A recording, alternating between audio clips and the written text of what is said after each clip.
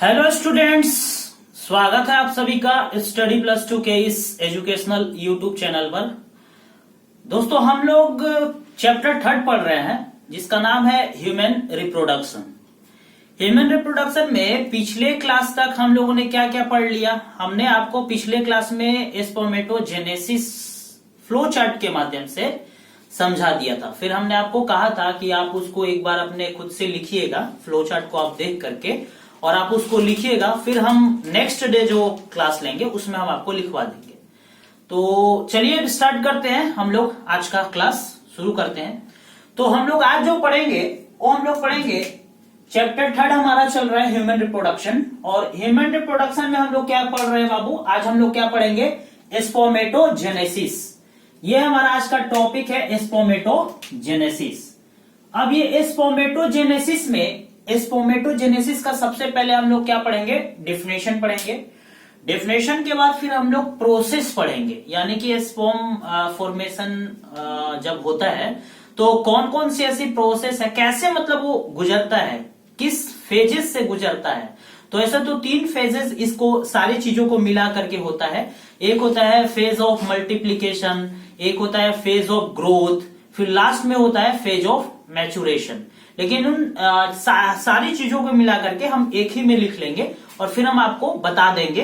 तो आप चाहे तो अलग अलग करके भी लिख लीजिएगा खुद से, और या तो आप एक में भी लिखेंगे तो भी कोई दिक्कत नहीं है। तो चलिए हम स्टार्ट करते हैं स्पर्मेटोजेनेसिस। एक बार फिर से हम कल की क्लास को रिमाइंड कर लेते हैं। स्पर्मेटोजेनेसिस में हम लोग पहले मेल गैमेट्स के बारे में हमने आपको कल बता दिया था। स्पर्म होता है, फीमेल गैमेट्स ओवम होता है। मेल गैमेट्स स्पर्म होता है और फीमेल गैमेट्स ओवम होता है। तो बाबू ये स्पर्म के बारे में बता दिया था कि स्पर्म क्या होता है? सबसे छोटी गैमेट सेल है हमारे बॉडी का। और स्पर्म का फिर हमने आपको और भी बताया था कि स्पर्म कैसे बनता है। तो मेल जर्म सेल के माध्यम से बनता है। मेल जर्म सेल होते हैं, और ये कहां से मेल जर्म सेल आते हैं, कहां पे सिचुएटेड होते हैं? तो inside the wall of seminiferous tubule. अब ये सेमनीफेरस ट्यूब्यूल जो है वो मेल रिप्रोडक्टिव सिस्टम का एक एसेसरी ग्लैंड्स है। एसेसरी ग्लैंड्स की बात करें तो जो प्राइमरी सेक्स ऑर्गन्स है वो तो टेस्टिस होता है, और टेस्टिस का काम है मेल गैमेट्स का प्रोडक्शन करवाना। किस प्रोसेस के माध्यम से बाबू? स्पर्मेटोजेनेसिस के माध्यम से। तो चलिए अब हम लोग स्पर्मेटोजेनेसिस को लिख लेते हैं एक फ्लो चार्ट के माध्यम से। कल हमने समझा दिया था। तो फ्लो चार्ट में हमने आपको ये समझाया था कि बाबू अगर स्पर्मेटोजेनेसिस यानी स्पर्म को बनाना है तो स्पर्म को बनाने के लिए सबसे पहले हम एक बेसिक चीज की जरूरत होती है, एक स्ट्रक्चर यूनिट की जरूरत होती है, जो कि structural and functional unit of life भी होता है, और वो होता है सेल। और इसमें कौन से टाइप का सेल पाया जाता है बाबू जिससे बनता है? तो इसमें पाए जाते हैं मेल जर्म सेल, या तो आप इसको मेल जर्मिनल सेल भी कहते हैं। तो यही जो मेल जर्म सेल है बाबू, जिसको हम लोग स्पर्मेटोगोनिया कहते हैं। क्या कहते हैं? स्पर्मेटोगोनिया। स्पर्मेटोगोनिया एक प्लूरल वर्ड है, और इसका अगर हम सिंगुलर वर्ड की बात करें तो सिंगल में हम लोग इसको स्पर्मेटोगोनियम के नाम से जानते हैं। या तो आप स्पर्मेटोगोनिया बोलिए या स्पर्मेटोगोनियम बोलिए, बस केवल सिंगुलर और प्लूरल वर्ड का डिफरेंस है। तो देखिए सेमनीफेरस ट्यूब्यूल से में ही ये सिचुएटेड होता है, उसके वाल पे होता है। जैसे मान लीजिए अगर हम आपको समझाने का प्रयास करें बाबू, तो सेमनीफेरस ट्यूब्यूल में जैसे अगर हम मान लें कि जैसे मान लीजिए ये आपका सेमनीफेरस ट्यूब्यूल है, और यही सेमनीफेरस ट्यूब्यूल के अंदर क्या है बाबू? सेल है। अब ये सेल कौन सा है बाबू? तो मेल जर्म सेल। कौन सा सेल? Mail germ cell. अब इसी मेल जर्म सेल से क्या बनता है? स्पर्म बनता है। तो इस स्पर्म को बनाने के लिए, यानी स्पर्मेटोजेनेसिस की प्रोसेस को कंप्लीट करने के लिए एक फेज को डेवलप, यानी एक फेज से गुजरना पड़ता है। इसमें एक प्रोसेस होती है। तो वही हम लोग पहले स्पर्मेटोजेनेसिस का डेफिनेशन लिखेंगे। उसके बाद हम लोग पढ़ेंगे स्पर्मेटोजेनेसिस में कि स्पर्मेटोजेनेसिस यानी स्पर्म फॉर्मेशन का क्या क्या प्रोसेस है, यानी कि कैसे स्पर्म बनता है। और स्पर्म बनने के बाद फिर हम लोग हार्मोन के बारे में डिस्कस करेंगे कि स्पर्मेटोजेनेसिस यानी कि स्पर्म फॉर्मेशन के दौरान कौन से ऐसे हार्मोन हैं मेल टेस्टिस या तो मेल रिप्रोडक्टिव सिस्टम में जो कि स्पर्मेटोजेनेसिस में हेल्प करते हैं, उनके सिग्निफिकेंस में, मतलब उनको स्पर्मेटोजेनेसिस की प्रोसेस को कंप्लीट करने के लिए ये जो हार्मोन्स हैं, ये हार्मोन्स अपना बहुत ही इंपॉर्टेंट रोल सिग्निफिकेंट करते हैं। ठीक है, तो हम लोग इसमें 3 चीजों के बारे में जानेंगे। सबसे पहले हम लोग स्पर्मेटोजेनेसिस का डिफिनेशन के बारे में बात करेंगे, फिर हम पूरे प्रोसेस के बारे में आपको बताएंगे। ठीक है, स्पर्मेटोजेनेसिस बनने का पूरा प्रोसेस बताएंगे। फिर लास्ट पे हम लोग डिस्कस करेंगे बाबू कि मतलब रोल क्या है, किसका रोल, हार्मोन का। यानी अगर हार्मोन नहीं रहेगा तो जाहिर सी बात है कि कुछ चीज ऐसे हैं जो डेवलप नहीं हो पाएंगे, उनमें स्टिमुलेशन नहीं होगा, जिसके कारण उनमें मैच्योरिटी नहीं आएगी, तो जिसके कारण स्पर्मेटोजेनेसिस का प्रोसेस जो है वो खत्म हो जाएगा, उसमें डिसकंटिन्यूटी हो जाएगी। तो इसीलिए हार्मोन भी एक अपना बहुत ही मेन रोल सिग्निफिकेंट करता है, उसका बहुत ही एक अच्छा रोल है। कब बाबू, स्पर्मेटोजेनेसिस के दौरान। तो चलिए अब हम लोग स्टार्ट करते हैं लिखना। तो हेडिंग डालेंगे स्पर्मेटोजेनेसिस, हेडिंग डालिए, पेन और कॉपी निकालेंगे और हेडिंग डालिए स्पर्मेटोजेनेसिस। चलिए स्पर्मेटोजेनेसिस में पहले डेफिनेशन का बात कर लेते हैं, यानी स्पर्मेटोजेनेसिस क्या है। तो स्पर्मेटोजेनेसिस में पहले डेफिनेशन लिखिएगा, स्पर्मेटोजेनेसिस का क्या है। तो लिखेंगे spermatogenesis is a process, spermatogenesis is a process by which spermatogenesis is a process by which formation of sperm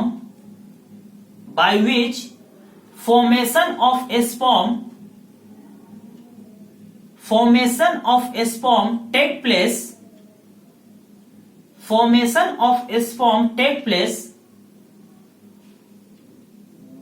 place from the male germ cell,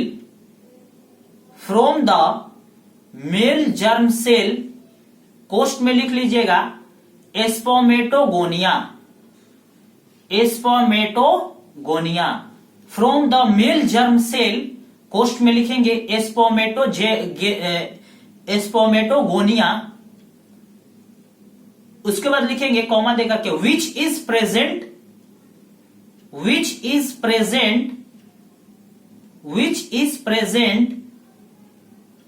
on the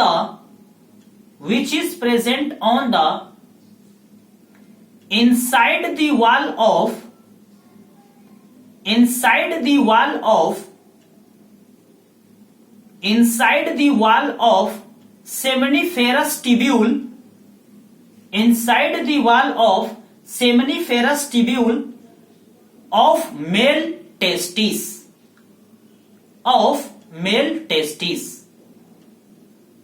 ठीक है।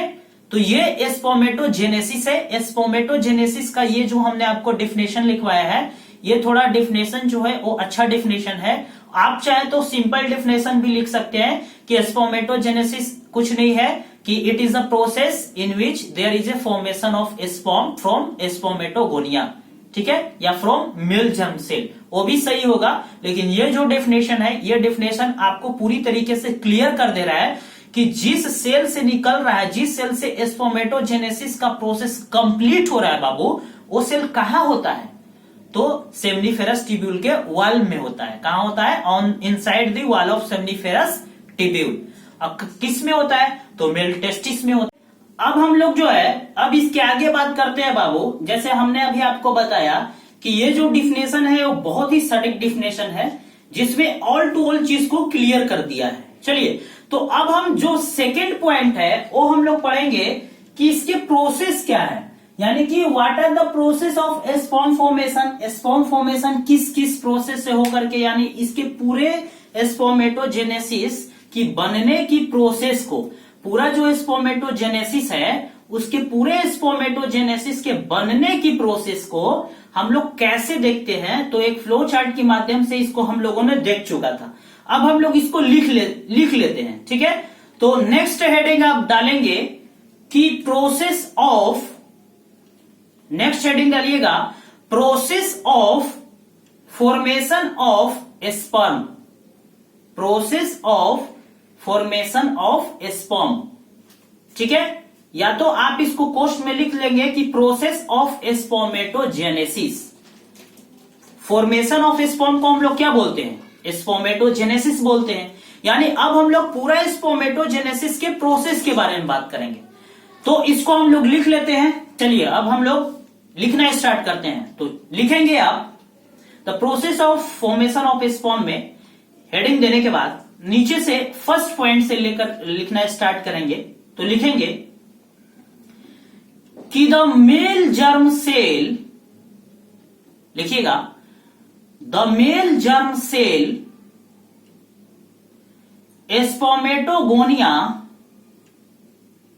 The male germ cell spermatogonia, कोष्ठ में आप इसको लिख सकते हैं single spermatogonium.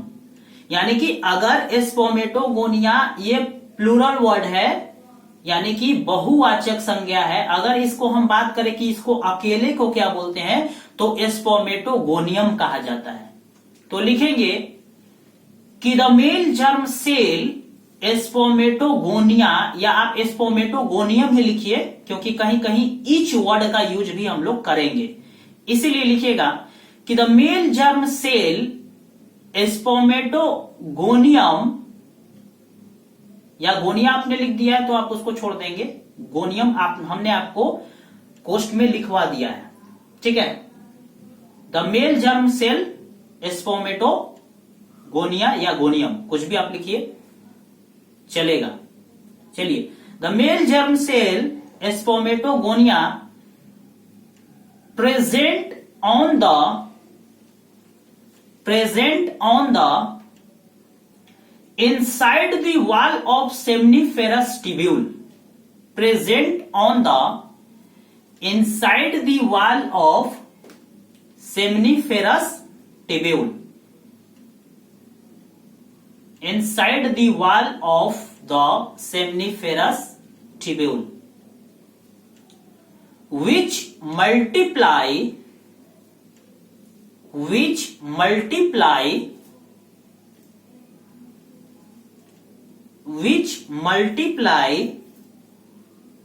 by mitosis, which multiply by mitosis division, which multiply by mitosis division to increase in number, to increase in number, यानी कि यह अपने नंबर को बढ़ाने के लिए क्या करता है बाबू, मल्टीप्लाई करता है। और वो मल्टीप्लाई किस डिवीजन के द्वारा, माइटोटिक डिवीजन या माइटोसिस डिवीजन के द्वारा। यह क्या कर लिया, यह अपने आप को मल्टीप्लाई कर लिया। तो लिखेंगे, कहां तक लिखा आपने, विच मल्टीप्लाई बाय माइटोटिक या mitosis division to increase in number. लिखेंगे कि द स्पर्मेटोगोनिया, नेक्स्ट लिखेंगे the spermatogonia which contains, the spermatogonia which contains 46 chromosomes, which contains 46 chromosomes and they are diploid in nature, and they are diploid in nature। बाबू जो spermatogonia होता है, अभी हम लोग mitotic division तक पहुंचे हैं, तो वो क्या करता है कि अपने उसमें डिप्लॉयड नेचर होता है। डिप्लॉयड नेचर होने के कारण उसमें जो क्रोमोसोम्स की संख्या होती है स्पर्म में, वो वहां तक 46 ही रहता है। हमने फ्लो चार्ट के माध्यम से भी आपको बता दिया है, ठीक है। तो जो कि कैसा नेचर का होता है, डिप्लॉयड नेचर का होता है। अब नेक्स्ट पॉइंट में लिखेंगे, नेक्स्ट पॉइंट में लिखिए सम ऑफ द, लिखेंगे sum of the spermatogonia, sum of the spermatogonia, sum of the spermatogonia becomes, sum of the spermatogonia becomes primary spermatocytes. Sum of the spermatogonia becomes primary spermatocytes. Sum of the spermatogonia becomes primary spermatocytes. यानी उनमें से जो कुछ spermatogonia जो होते हैं, जो कि कहां पे आ जाते हैं बाबू, क्या बन जाते हैं, प्राइमरी स्पर्मेटोसाइट्स बन जाते हैं। लेकिन अभी तक इनमें नंबर ऑफ क्रोमोसोम्स की संख्या कितनी है, 46 ही है, और ये डिप्लॉयड ही है। लेकिन अब जब ये बाबू प्राइमरी स्पर्मेटोसाइट्स बन गए हैं, तो अब इसमें 2 बार डिवीजन होगा सेल का, और दोनों बार डिवीजन मियोसिस डिवीजन होगा, जिसे रिडक्शन डिवीजन बोलते हैं। एक बार डिवीजन होगा तो प्राइमरी स्पर्मेटोसाइट से सेकेंडरी स्पर्मेटोसाइट्स बनेगा, ध्यान दीजिएगा। यानी कि प्राइमरी स्पर्मेटोसाइट से सेकेंडरी स्पर्मेटोसाइट्स बनने के बीच में मियोसिस फर्स्ट डिवीजन होगा, यानी मियोसिस का पहला डिवीजन होगा, जिसमें डिप्लॉयड नेचर से ये हेप्लॉयड नेचर में बदल जाएगा। प्राइमरी से सेकेंडरी में आएगा तो डिप्लॉयड से हेप्लॉयड नेचर में बदल जाएगा, और हेप्लॉयड नेचर में बदलने के साथ साथ बाबू जो वहां पे क्रोमोसोम्स की नंबर 46 थी, तो यहां पे क्रोमोसोम्स का नंबर सीधे आधा हो जाएगा, यानी 23 हो जाएगा। कहां पे बाबू, सेकेंडरी स्पर्मेटोसाइट्स पर। कहां पे, सेकेंडरी स्पर्मेटोसाइट्स पर। अब देखिए, अब सेकेंडरी स्पर्मेटोसाइट्स जब बन जाएगा बाबू, तो इसके बाद एक बार और मियोसिस डिवीजन होगा। तो आप कहेंगे, आप क्वेश्चन भी पूछ सकते हैं, आपके मन में क्वेश्चन भी एराइज होगा कि सर यहां पर तो ऑलरेडी एक बार डिवीजन हो गया है, मियोसिस ऑलरेडी एक बार हो गया है, तो सर सेकेंडरी बनने के बाद फिर क्यों हो रहा है मियोसिस डिवीजन, जबकि नंबर ऑफ क्रोमोसोम्स तो 23 है ही, अब तो डिवीजन नहीं होना चाहिए था। तो बाबू ऐसा इसलिए होता है क्योंकि क्रोमोसोम्स के अंदर में एक पदार्थ पाया जाता है, एक मैटर होता है, जिसे क्रोमोटिड बोलते हैं। क्या बोलते हैं, क्रोमोटिड बोलते हैं। और क्रोमोटिड का नंबर यहां तक 23 न होकर के 46 ही होता है। यानी क्रोमोटिड का नंबर जो कि क्रोमोसोम्स में है, वो अभी डिप्लॉयड ही है। तो उसके नेचर को बदलने के लिए एक बार फिर से मियोसिस डिवीजन सेकेंड होता है, और तब जाकर के पूरी तरीके से यह नंबर डिप्लॉयड से हेप्लॉयड में बदल जाता है। यानी पहले बार में तो केवल क्रोमोसोम्स बदला, डिप्लॉयड से हेप्लॉयड में, लेकिन दूसरा बार मियोटिक डिवीजन इसलिए होता है ताकि क्रोमोसोम्स में जो क्रोमोटिड हैं, वो क्रोमोटिड की नंबर्स डिप्लॉयड से हेप्लॉयड हो जाए। समझ में आ रहा है मेरी बात? तो इसीलिए यहां पे मियोटिक डिवीजन 2 बार होता है, एक मियोटिक डिवीजन फर्स्ट एंड दूसरा मियोटिक डिवीजन सेकेंड। तो चलिए अब हम लोग नेक्स्ट लिखते हैं। ये तो हमने आपको समझा दिया ताकि आपका पूरा बेस क्लियर हो जाए, ठीक है। तो चलिए अब नेक्स्ट हम लोग लिखना स्टार्ट करते हैं। कहां तक लिखा था आपने, हमने आपको लिखवा दिया कि उनमें से कुछ जो होते हैं जो प्राइमरी स्पर्मेटोसाइट्स बन जाते हैं। अब ये जो प्राइमरी स्पर्मेटोसाइट्स बनते हैं तो दे बिकम्स प्राइमरी स्पर्मेटोसाइट्स। अब लिखेंगे पॉइंट, मतलब फुल स्टॉप दे करके, the primary spermatocytes periodically, the primary spermatocytes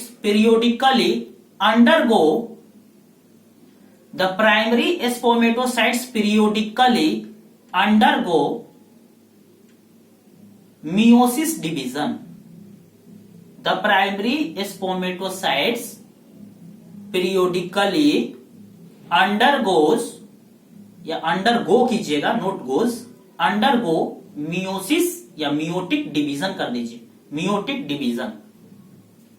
फिर फुल स्टॉप देके आगे कंटिन्यू करते हुए लिखेंगे अ प्राइमरी स्पोमेटोसाइट्स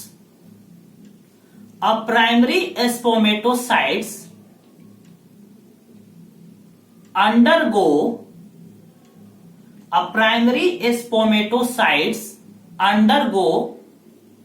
first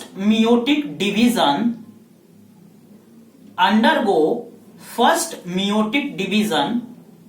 आप मियोटिक डिवीजन के बाद कोष्ट में रिडक्शन डिवीजन भी लिख सकते हैं, रिडक्शन डिवीजन भी लिख सकते हैं।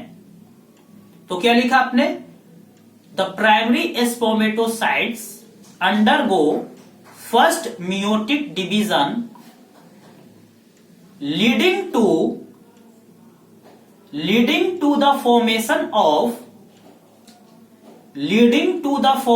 Of two equal haploid cell, leading to the formation of two equal haploid gametes. आप कर दीजिए टू इक्वल हैप्लॉइड गैमेट्स, यानी कि दो इक्वल हैप्लॉइड क्या बना देता है बाबू? गैमेट्स बना देता है, सेल बना देता है, क्योंकि गैमेट्स सेल से ही बना होता है ना। अब देखिए, अब यहां पे टू इक्वल हैप्लॉइड बन गया, haploid gamete cell which contains, आगे कंटिन्यू करके ही लिखिएगा गैमेट सेल के बाद, विच कॉन्टेंस 23 क्रोमोजोम्स। अब यहां पे क्रोमोजोम्स की संख्या कितनी हो गई बाबू? 23 chromosomes, which contains 23 chromosomes.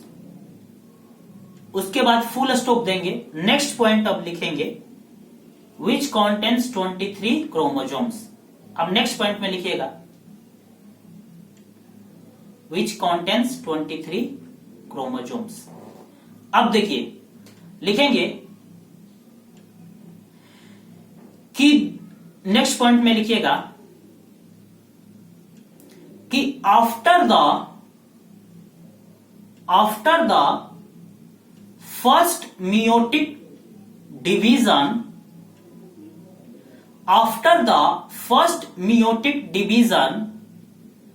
of primary spermatocytes, after the first meiotic division of primary spermatocytes,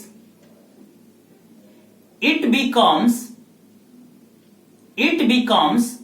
secondary spermatocytes, it becomes secondary spermatocytes। यानी कि पहला मियोटिक डिवीजन होने के बाद प्राइमरी स्पर्मेटोसाइट्स किस में बन जाता है बाबू? सेकेंडरी स्पर्मेटोसाइट्स में बन जाता है। It becomes secondary spermatocytes. Full stop देंगे, आगे कंटिन्यू करके लिखेंगे कि the secondary spermatocytes,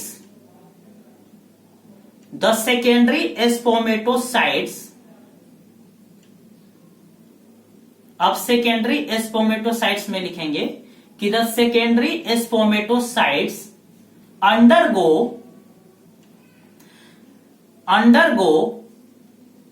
second meiotic division, the secondary spermatocytes undergo second meiotic division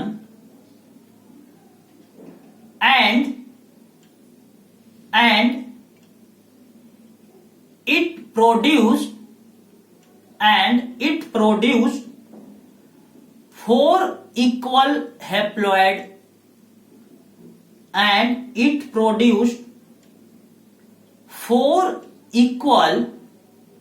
haploid cell, and it produced 4 equal haploid cell। और ये क्या बना देता है बाबू? 4 इक्वल हैप्लॉइड सेल बना देता है। दैट इज कॉल्ड स्पर्मेटोटाइट्स, स्पर्मेटाइट्स बोलते हैं। आप स्पेलिंग मिला लेंगे, SPERMATOटाइट्स, M-A-T-I-D-S, स्पर्मेटाइड्स। इसको क्या बोलते हैं बाबू? स्पर्मेटाइड्स बोलते हैं। अब देखिए, यहां तक तो स्पर्मेटाइड्स हो गया। अब नेक्स्ट फुल स्टॉप देने के बाद लिखेंगे, फुल स्टॉप देने के बाद नेक्स्ट लिखेंगे, पॉइंट वाइज आप लिख सकते हैं या आप कंटिन्यू करके लिख सकते हैं कि द स्पर्मेटाइड्स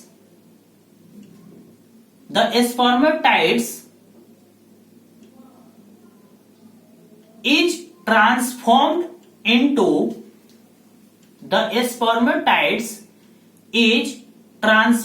into स्पर्मेटोजोआ, कोष्ठ में स्पर्म कर लीजिएगा, इज ट्रांसफॉर्म्ड इनटू स्पर्मेटोजोआ, कोष्ठ में स्पर्म कर लीजिएगा, by the process of spermiogenesis. Spelling मिला लेंगे, SPERMIOGENESIS,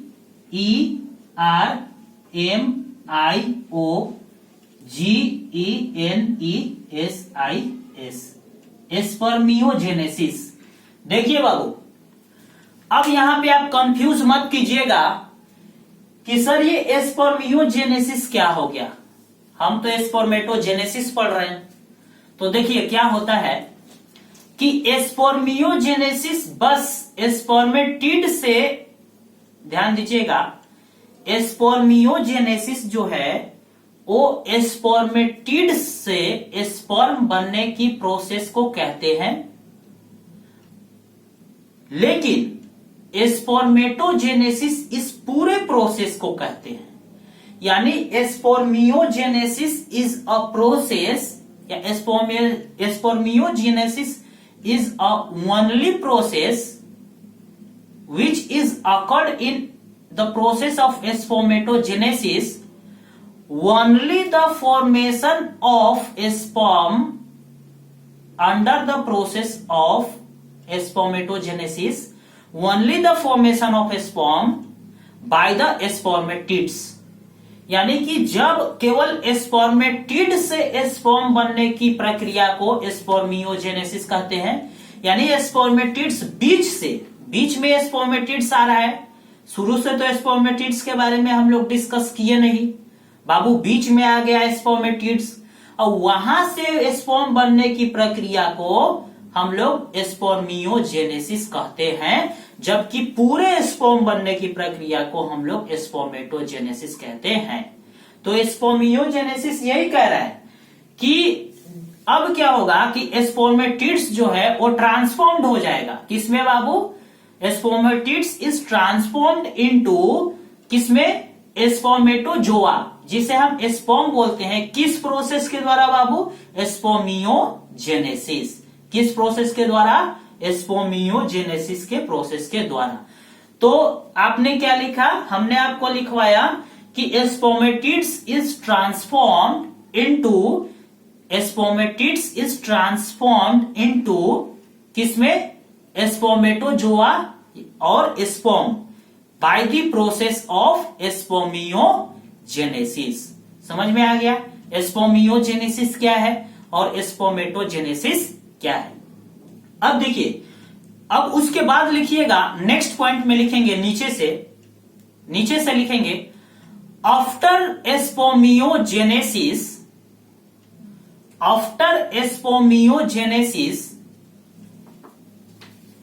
द स्पर्म हेड। देखिए, इसके बाद अभी हम लोग स्पर्म के बारे में डिस्कस करेंगे बाबू। स्पर्म के बारे में हम आपको समझा देंगे, स्पर्म का स्ट्रक्चर हम आपको बता देंगे। फिर आपको क्या करना है कि स्पर्म के बारे में खुद से पढ़ना है, और इसके बारे में हम कल आपको लिखवा देंगे कि स्पर्म का स्ट्रक्चर क्या है। आज हम आपको पूरा एकदम क्लियर कर देंगे स्पर्म समझा करके।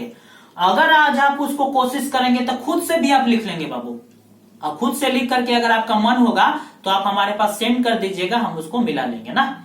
चलिए, तो हमने क्या लिखवाया? आप लिखेंगे नेक्स्ट पॉइंट में आफ्टर स्पर्मियोजेनेसिस, यानी स्पर्मियोजेनेसिस के बाद, after spermiogenesis the sperm head, sperm का जो हेड होता है embedded, the sperm head embedded, EMBEDDED embedded, the sperm head embedded into Sertoli cell, the sperm head embedded into Sertoli cell, which is released throughout, which is मतलब sperm, which is released throughout the seminiferous tubule, which is released throughout by the seminiferous tubule, seminiferous tubule के द्वारा, which is released throughout by the seminiferous tubule, seminiferous tubule के द्वारा, हमने आपको जो लिखवाया which is released by the seminiferous tubule के द्वारा, लिखेंगे आप लोग, लिख लिया आप लोगों ने, by the seminiferous tubule, that process is known as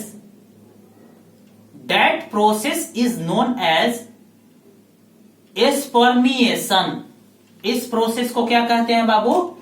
spermiation. Spelling मिला लेंगे, SPERMATION,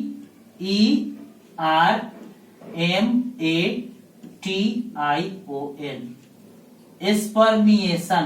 देखिए 3 वर्ड है, 3 वर्ड में आप कभी भी कंफ्यूज नहीं करेंगे, ध्यान देंगे बाबू। कौन कौन? पहला हमने बात किया स्पर्मेटोजेनेसिस, जो कि पूरे होल प्रोसेस को कहा जाता है, स्पर्म फॉर्मेशन यानी स्पर्म बनने की होल प्रोसेस को कहा जाता है, पूरे प्रोसेस को कहा जाता है स्पर्मेटोजेनेसिस। दूसरा टर्म हमने आपको बताया बाबू स्पर्मियोजेनेसिस। स्पर्मियोजेनेसिस कुछ नहीं है, स्पर्मेटिड से स्पर्म बनने की प्रक्रिया को, यानी स्पर्मेटिड से स्पर्म में ट्रांसफॉर्म्ड होने की प्रोसेस को स्पर्मियोजेनेसिस कहते हैं।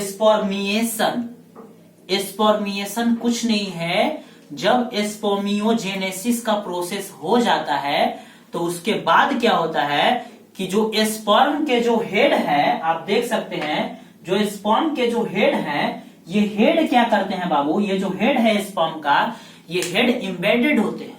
एम्बेडेड होने के बाद क्या होता है कि ये रिलीज आउट करने लगते हैं अपने आप को सेमनीफेरस ट्यूब्यूल के माध्यम से, through the seminiferous tubule, through the seminiferous tubule by the process of किसके? स्पर्मिएशन, स्पर्मिएशन की प्रोसेस से।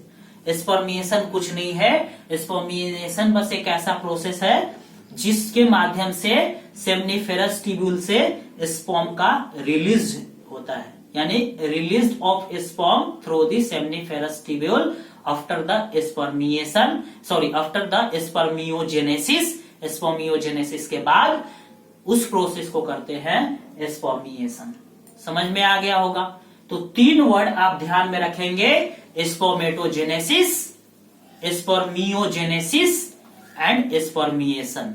तो अब देखिए, अब अगर हम बात करें, ये जो हमारा स्पर्मेटोजेनेसिस यहां पे खत्म होता है, इसके बाद थोड़ा सा हम आपको और बता देते हैं इसके हार्मोन्स के बारे में। अब बाबू हम लोग हार्मोन्स के बारे में डिस्कस करेंगे कि कौन कौन से ऐसे हार्मोन्स हैं जो कि स्पर्मेटोजेनेसिस में पार्टिसिपेट करते हैं, यानी रोल प्ले करते हैं। तो बाबू 2 हार्मोन है, 2 हार्मोन ऐसा है जो कि स्पर्मेटोजेनेसिस की पूरे प्रोसेस को कंट्रोल करता है या इसको प्रोसेस्ड करवाता है। बाबू स्पर्मेटोजेनेसिस में हम आपको एक बात और बता दें कि ये जो स्पर्मेटोजेनेसिस है ये प्यूबर्टी एज से स्टार्ट हो जाता है, यानी spermatogenesis starts from the puberty age, या spermatogenesis begins from the puberty age. तो एक लाइन आप इसमें लिख सकते हैं कि spermatogenesis which begins from the puberty age, यानी प्यूबर्टी एज से स्पर्मेटोजेनेसिस का प्रोसेस स्टार्ट हो जाता है। अब नेक्स्ट हेडिंग आप डालेंगे कि role of hormones during the formation of sperm या स्पर्मेटोजेनेसिस। तो डालिएगा heading role of hormones during the spermatogenesis. Role of hormones during the spermatogenesis, यानी स्पर्मेटोजेनेसिस के टाइम पे कौन कौन से हॉर्मोन्स हैं जो कि रोल प्ले करते हैं। तो बाबू एक हार्मोन का नाम है, एक का नाम है ल्यूटिनाइजिंग हार्मोन और दूसरे का नाम है फॉलिकल स्टिमुलेटिंग हार्मोन। अब देखिए बाबू, हमने अभी दो हार्मोन बताया। एक हार्मोन हमारा कौन सा है बाबू, यहां पे ध्यान देंगे आप। एक हार्मोन हमारा कौन सा है, एलएच यानी ल्यूटिनाइजिंग हार्मोन। ध्यान देंगे, दो हार्मोन हमने आपको बताया। एक हार्मोन हमारा एलएच है यानी ल्यूटिनाइजिंग हार्मोन, और दूसरा हार्मोन हमारा कौन सा है बाबू, एफएसएच यानी फॉलिकल स्टिमुलेटिंग हार्मोन। आज का क्लास हम लोग केवल ये समझेंगे, यानी कि रोल ऑफ हार्मोन समझेंगे और दूसरा स्ट्रक्चर ऑफ स्पर्म समझेंगे। कल के क्लास में हम आपको इसको लिखवाएंगे एक बार फिर से समझा करके। आज आप इसको समझने के बाद एनसीईआरटी बुक खोलेंगे और एनसीईआरटी बुक में आप इसको पढ़ेंगे। पढ़ने के बाद हमें उम्मीद है कि आपको पूरा का पूरा समझ में आ जाएगा और आप अपने से लिखने का प्रयास करेंगे। अगर आप लिख लेंगे तो आप हमारे पास सेंड करेंगे, हम उसे देख लेंगे, और नहीं तो कल हम आपको लिखवा देंगे। तो बाबू हमने दो हार्मोन बात किया। पहला हार्मोन हमारा कौन सा है, एलएच। एलएच को कौन सा हार्मोन बोलते हैं, ल्यूटिनाइजिंग हार्मोन। कौन सा, ल्यूटिनाइजिंग हार्मोन। और दूसरा हमारा कौन सा हार्मोन है बाबू, एफएसएच। एफएसएच को बोलते हैं फॉलिकल स्टिमुलेटिंग हार्मोन। अब देखिए, अब बाबू ये जो दोनों हार्मोन है, ये दोनों हार्मोन जो है वो कहां से निकलता है, ये दोनों हार्मोन निकलता है बाबू पिट्यूटरी ग्लैंड से। कहां से निकलता है, पिट्यूटरी ग्लैंड से। अब अगर हम पिट्यूटरी ग्लैंड की बात करें तो पिट्यूटरी ग्लैंड के कौन से भाग से, कौन से हिस्से से। पिट्यूटरी ग्लैंड में दो पार्ट होते हैं, एक होता है उसका एंटेरियर पार्ट, एक होता है उसका पोस्टेरियर पार्ट। तो हमने आपको एक बार नहीं बार बार बताया है कि पिट्यूटरी ग्लैंड के एंटेरियर पार्ट से 6 हार्मोन का सिक्रेशन होता है और पोस्टेरियर पार्ट से 2 हार्मोन का सिक्रेशन होता है। तो बाबू ये जो ल्यूटिनाइजिंग हार्मोन है और ये जो फॉलिकल स्टिमुलेटिंग हार्मोन है, ये दोनों हार्मोन पिट्यूटरी ग्लैंड के एंटेरियर पार्ट से निकलते हैं। कौन से पार्ट से, एंटेरियर पार्ट से निकलते हैं। यानी इसका सिक्रीशन पिट्यूटरी ग्लैंड के कौन से पार्ट से होता है, एंटेरियर पार्ट से होता है। तो ये दोनों हार्मोन जो है, जिनको हम लोग जीएनआरएच के नाम से जानते हैं। किस नाम से जानते हैं बाबू, जीएनआरएच यानी कि गोनैडोट्रोपिक रिलीजिंग हार्मोन। अगर हम जीएनआरएच की बात करें तो जीएनआरएच अब क्या होता है, जीएनआरएच का मतलब होता है gonadotropic release hormone, releasing hormone. देखिए बाबू, गोनैडो क्या है, हमने आपको बताया था गोनैड्स। गोनैड्स के बारे में हमने आपको बता दिया है कि गोनैड्स 2 प्रकार के होते हैं। गोनैड्स को हम लोग प्राइमरी सेक्स ऑर्गन भी कहते हैं। यानी मेल में मेल गोनैड्स कौन सा होगा, टेस्टिस होगा, और फीमेल में फीमेल गोनैड्स कौन सा होगा, ओवरी होगा। तो बाबू गोनैडोट्रोपिक रिलीजिंग हार्मोन का मतलब होता है कि गोनैड से ग्रोथ होने वाले हार्मोन, यानी गोनैड से निकलने वाले हार्मोन। और वो गोनैड से निकलने वाले हार्मोन 2 प्रकार के होते हैं। एक का नाम होता है बाबू एलएच और एक का नाम होता है एफएसएच। इन दोनों हार्मोन के बारे में हमने अभी आपको बता दिया कि 2 हार्मोन निकलते हैं। अब देखिए, अब ये जो दोनों हार्मोन है, इन दोनों हार्मोन का वर्क है, काम है। जो एलएच हार्मोन है बाबू, यह क्या करता है कि जो लीडिंग सेल होता है वो लीडिंग सेल पे काम करता है। लेडिंग सेल पे काम करता है और एंड्रोजन हार्मोन का सिक्रीशन करवाता है, जबकि जो हमारा एफएसएच हार्मोन है, फॉलिकल स्टिमुलेटिंग हार्मोन है, ये बाबू किस पे काम करता है? ये काम करता है सर्टोली सेल के ऊपर। एक सेल पाया जाता है सर्टोली सेल, उस सेल का फंक्शन हमने आपको बताया था कि स्पर्म को न्यूट्रिशन भी प्रोवाइड करता है। अब वहां पे बाबू ये जो काम करता है तो वो क्या करता है कि कुछ ऐसे फैक्टर्स को रिलीज करता है, सिक्रीशन करवाता है, जो कि स्पर्मेटोजेनेसिस की प्रोसेस को कंप्लीट करने में अपना सिग्निफिकेंट रोल प्ले करते हैं। तो ये दो हार्मोन के बारे में कल हम लोग लिख लेंगे, एक एलएच और दूसरा एफएसएच। और इन दोनों हार्मोन को किस नाम से जानते हैं बाबू? जीएनआरएच, यानी gonadotropic releasing hormone. Gonadotropic releasing hormone, जिसमें दो हार्मोन आएगा, एलएच और एफएसएच। तो ये हमारा रोल है, role of hormones during spermatogenesis. अब देखिए, अब अगर हम स्ट्रक्चर की बात करें बाबू कि स्पर्म का स्ट्रक्चर कैसा होता है, तो आप स्पर्म का स्ट्रक्चर देख सकते हैं। ये आपका स्पर्म का स्ट्रक्चर बनाया हुआ है, ये आपका स्पर्म का स्ट्रक्चर है। आप अगर इस स्पर्म के स्ट्रक्चर में देखेंगे तो यहाँ पे आपको हेड दिखेगा। ये कौन सा है? स्पर्म के स्ट्रक्चर में स्पर्म के 4 पार्ट्स होते हैं। कितने पार्ट्स होते हैं? 4 पार्ट्स होते हैं। सबसे ऊपर वाले पार्ट को हेड कहा जाता है, हेड यानी ऊपर वाला पार्ट होगा। फिर नेक होगा, ये जैसे हम लोग में नेक पाया जाता है, उसी तरीके से इन लोग में भी क्या पाया जाता है बाबू? नेक पाया जाता है। ये नेक वाला पार्ट है। अब देखिए, अब जो हेड वाला पार्ट होता है उसमें एक कैप लाइक स्ट्रक्चर होता है, एक टीप नुमा संरचना होती है उसके इंटीरियर पार्ट पे। उसको क्या बोलते हैं बाबू? एक्रोसोम। क्या बोलते हैं? एक्रोसोम। और ये जो पूरा स्पर्म है ये प्लाज्मा मेम्ब्रेन में होता है। किस में होता है ये? इसके बाहरी पार्ट में क्या होता है बाबू? प्लाज्मा मेम्ब्रेन होता है। ये जो बाहर वाला खाली हिस्सा जो देख रहे हैं, ये इसका प्लाज्मा मेम्ब्रेन है। अब क्या होता है, एक्रोसोम क्या करता है कि एक्रोसोम में पाए जाते हैं बाबू कुछ एंजाइम्स। अब वो एंजाइम क्या करते हैं कि ओवम का जो हार्ड लेयर होता है उस हार्ड लेयर को तोड़ देते हैं, उसमें होल कर देते हैं, और ये फर्टिलाइजेशन की प्रोसेस को कंप्लीट करवाने में मदद करते हैं। कौन बाबू? एक्रोसोम, जो कि कैसा स्ट्रक्चर होता है? कैप लाइक स्ट्रक्चर होता है। और वो कहां पे होता है? हेड के पार्ट पे होता है, उसके इंटीरियर पार्ट पे होता है, जिसका क्या नाम है? एक्रोसोम। अब देखिए, अब अगर हम नेक की बात करें तो नेक हमने आपको बता दिया।